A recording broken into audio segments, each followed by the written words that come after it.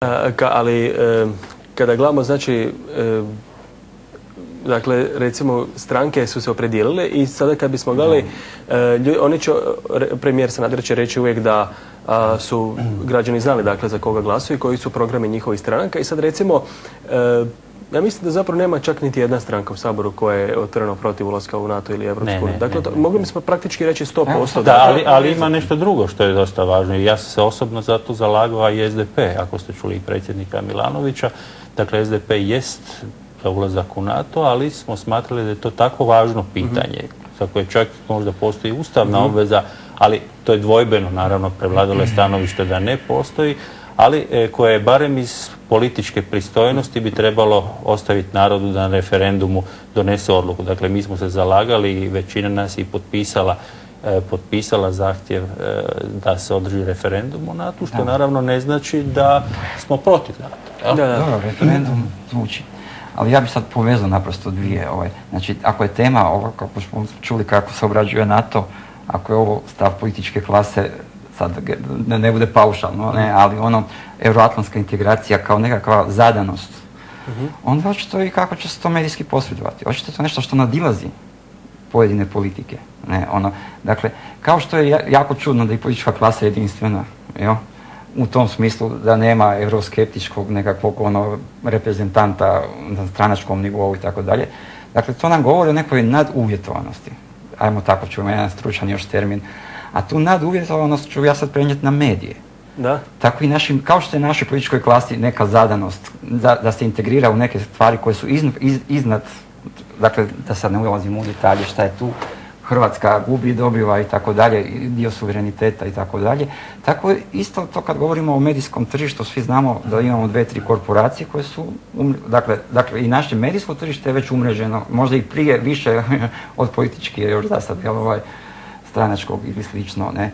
Dakle, to su stvari koje nisu više na nivou Hrvatske samodržave i to se i vidi, i taj se interes vidi. Tako se vidi, ne znam šta, opet ću za novine, one kad govore o Evropskoj uniji, svi imaju neke dodatke koji su onako polureklamni, koji su posebno izdvojeni i koji su vrsta promidžbe, i tako dalje. Znači, sve su te stvari povezane, otprilike kako se nešto pokazuje i kako se nešto zastupa i tako dalje. Da, kada govorimo o komercijalizaciji i estradizaciji, onda evo tu recimo baš dolazi do nekako, to najviše danas dolazi do izražaja. Kako recimo evo u Americi se bore s time, jer oni isto imaju ozbiljne medije, a je li recimo većina medija tamo, je li kod njih taj proces završen? Toga što mi sada uočavamo da mi naginjemo ka nekakvom žutilu, crnilu i tako, ili je to već tako kod njih sve? Ili ima ičeg ozbiljnog? Pa da, ja inače živim trenutno u New Yorku, pa imam iskustvo iz prve ruke. Da, zaista je kod njih proces nažalost završen. Postoje uvijek one oaze, neki ozbiljni časopisi, tipa ne znam, New Yorker ili New York Review of Books ili Nation, to je jedan progresivan časopis u kojem pišu stvarno vrhunski pisci, intelektualci, ali generalno govoreći, pogotovo za ovo masovnije tržište, zapravo imate nekoliko korporacija, 8 najvećih koje preko 50% kontroliraju. Oni manji isto su pod kontrolom krupnog kapitala i političkih elita, bile one nacionalne ili lokalne. I generalno govoreći mogu reći da slobode tiska u SAD-u uopće nema. Dakle, s jedne strane imate taj financijski pressing, kontrolu od strane krupnog kapitala i političke elite.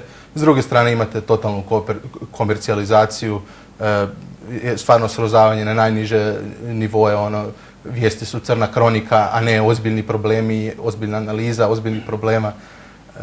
I to je posljedica te i takve vrste kvazi demokracije, koja to zapravo i nije. Da, obično profesore kažu da se danas se nekako stranke najviše oslanjaju na ove PR agencije, marketinške agencije koje onda na neki način osmišljavaju.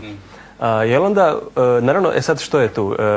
Stranke, vjerojatno kada bi sad, ne znam, izašle sa svojim programom, mi pamtimo one neke stare nekada kako je to se vodilo na televiziji, to je izgledalo jako dosadno. Dođu nekakva 3 stručnjaka iz svake stranke za određeno područje i onda oni čitaju oživljavanje kapitala, pa ovo, pa ono i tako dalje, ali onda sad to ljudi jednostavno ne mogu se uopće koncentrirati i naprosto kao da sam medij, posebno ako živi medij, elektronski medij, nisu dobro mjesto da se tako nešto prezentira. Jednostavno, naprosto priroda mu je drukčija. I sada onda trebate pribjeći onim TV spotovima i tako dalje, individualizaciji zapravo, kako se kaže, personalizaciji kampanje, jel? Da li onda imate osjećaj nekako da onda se tu gubi možda ili na... Da, pa sasvim sigurno mediji utječu na javnost i mediji jesu, kao što kaže, mediji prenose određene poruke, ali nemojmo podcjenjivati živu riječ čovjeka. Ja osobno mislim da ni u politici, ni nigdje drugdje teško na dulju stazu možete prodati većem broju ljudi nešto što nema samo po sebi neku vrijednost, neku podršku, jel tako? Tako i u izborima kažu da se ipak kampanja vodi 365 dana, svaki dan 0 do 24 sata i te kampanje koje se ne oslanjaju samo na PR agencije nego i na rad na terenu imaju uspjeha i vidimo da one stranke koje zaista tako djeluju i žive imaju nekad veći, nekad manji, ali ipak prepoznatljiv uspjeh na izborima. Mislim da nema čarolije kojom biste napravili instant stranku i prodali je kroz medije da dobije izbore, mislim da tako što ne postoji. Da. Ja bih povezao problem medija i problem ideologije i problem ljevice, kako da kažem, da to stalno poveže, evo kad ste govorili, recimo, tu sam spremio, ali nije to toliko bitno, Regis Debray, jedan teoretičar, mediolog, on baš analizira zašto je ljevica odgovaralo doba tiska, jel? Ovo sve što ste počeli, stranački život, programi, od kongresa do kongresa, pa se to proučava, pa se to... Danas vi nemate, usprkos toga što je toliko razgovora, što je toliko, ne znam, svega, vi nemate šta proučavati u smislu tih debelih ideoloških knjiga, što vi kažete, to nije priroda medija, jel? Da. Ali to znači i nestajanje ovog stranačkog života u jednom smislu kako smo mi vidjeli. Jel?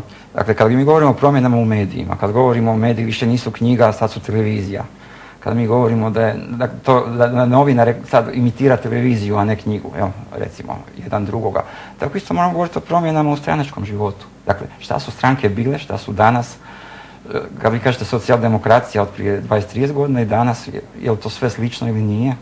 Ja mislim da je vrlo, vrlo različito. U jednoj, što govori kolega o hegemoniji neoliberalnoj, tako reći, svi su, ko hoće biti u mainstreamu stranačkom, vrlo podložni toj ideologiji. Da, ali ono što ste pisali u Plamenu, bilo je ono o predstavljanju zapravo kapitalizma kao najboljeg od svih mogućih svjetova, ali tako nekako, jel? Da. Pa na čemu onda temeljite tu neku tvrdnju da je kapitalistička ideologija vlada medijima? Pa evo, samo činjenicama ovih nekih podataka koje sam rekao, dakle da stvarno postoji nezavisan masovni mediji, ove bi se stvari problematizirale koje se tiču nekih strukturalnih problema društva, kao činjenica da u 21. stoljeću milijuni ljudi mogu još uvijek umirati od gladi, ili da je tolika bijeda u svijetu, ili da, ne znam, se u zadnjih nekoliko godina udvostručio broj zatvorenika u Hrvatskoj.